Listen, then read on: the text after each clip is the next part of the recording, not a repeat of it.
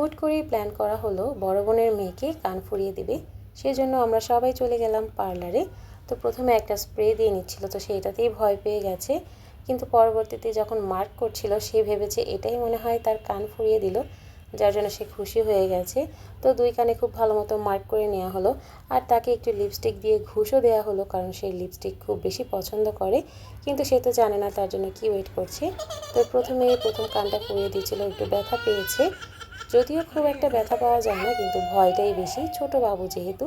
মাশাল্লাহ কিন্তু অনেক ভালো লাগছে, সবাই কিন্তু মাশাল্লাহ বলবেন। তো প্রথমটা খুব ভালো মতো ফোরানো হয়েছে, এখন সেকেন্ডটা ফোরানোর সময়।